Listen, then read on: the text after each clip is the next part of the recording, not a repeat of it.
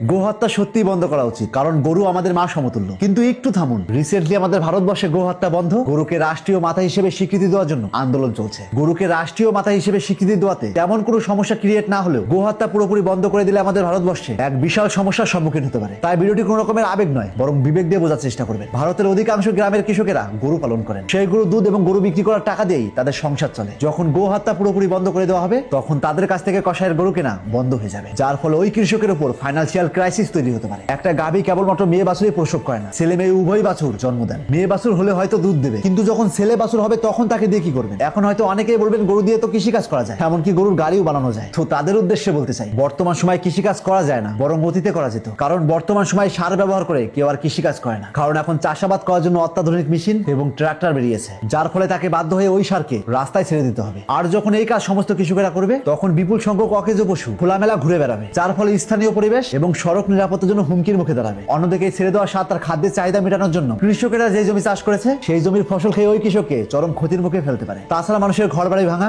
রাস্তায় যেখানে সেখানে শুয়ে থেকে অ্যাক্সিডেন্টের মতো মারাত্মক দুর্ঘটনাও ঘটাতে পারে। এছাড়াও মৃত পশুর ঠিকঠাক সৎকার না হলে রোগ ব্যাধি ছড়ানো কিংবা পরিবেশের দূষণ ঘটাতে পারে। গরু সাধারণত 20 থেকে 25 বছর বাঁচে, কিন্তু দুধ দেয় 10 থেকে 12 বছর পর্যন্ত। বাকি সময়টা পশুকে খাওয়ানো এবং তার চিকিৎসার খরচ বহন করা অত্যন্ত ব্যয়বহুল, এবং সরকারি গোশালা তো জায়গার অভাব এবং সঠিক ব্যবস্থাপনার অভাবে পশুদের কষ্ট পাওয়ার সম্ভাবনা থাকে। তার মানে গোহত্যা বন্ধ করার মাধ্যমে ইনডাইরেক্টলি সেই গরুকে কষ্ট দেওয়া হবে এবং কৃষকদের খরচ বাড়িয়ে দেওয়া হবে। আমাদের দেশের অনেক কসাইখানাকে কেন্দ্র করে প্রচুর মানুষের জীবিকা নির্বাহ করে। হঠাৎ করে যদি গোহত্যা বন্ধ করে দেওয়া হয়, তবে মাংস কাটার কর্মী, মাংস প্রক্রিয়া করা কেন্দ্র এবং পরিবহন ব্যবস্থার সঙ্গে যুক্ত বিশাল সংখ্যক মানুষ তার জীবিকা হারাবে। এই যে আমরা যে সমস্ত লেদারের সোয়েটার বা জিনিসপত্র ব্যবহার করছি, তার কাঁচামাল গরুর চামড়া চাহিদা অনেকটাই আমাদের দেশ পূরণ করে। কিন্তু গোহত্যা যখন পুরোপুরি বন্ধ করে দেওয়া হবে, তখন বাধ্য হয়ে অন্য দেশ থেকে চামড়া আমদানি করতে হবে। এতে যেমন দেশের অর্থনীতির ঘাটতি, ঠিক তেমনই ইনডাইরেক্টলি অন্য দেশ থেকে চামড়া আনার ফলে গোহত্যাকে সমর্থন করেই যাবে, কারণ ওই চামড়াগুলো গোহত্যা করেই আমাদের দেশে রপ্তানি করবে। আর সবচেয়ে বড় সমস্যা যেটা হবে, হিন্দু মুসলিমদের মধ্যে বিশাল দ্বন্দ্ব তৈরি হবে, যেখানে গোহত্যা রক্ষা করার চাইতে মানুষ রক্ষা করাই কঠিন হয়ে পড়বে। কারণ যখন কারো অধিকার কেড়ে নেওয়া হয়, তখন সেই ব্যক্তি ক্ষুব্ধ হয়ে উঠবেই, সে হোক আপনি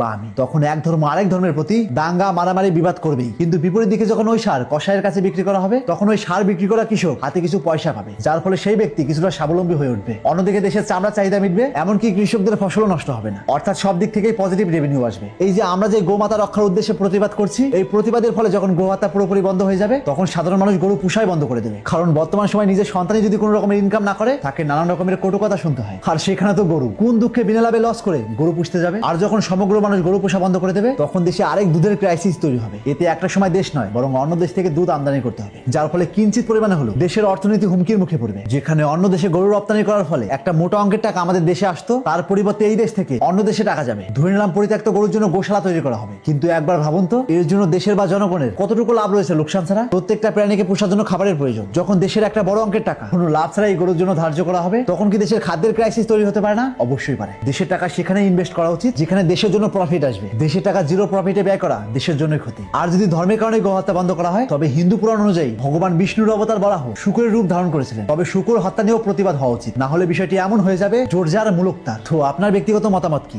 গোহত্যা কি সত্যি বন্ধ করা উচিত? আপনার মূল্যবান মতামত কমেন্ট বক্সে লিখতে একদম ভুলবেন না। তাই আজ থেকে চোখ খুলুন আর এরকম ইন্টারেস্টিং ভিডিও প্রতিনিয়ত পাওয়ার জন্য তাপস এক্সপ্লোর পেজটিতে ফলো দিয়ে রাখুন।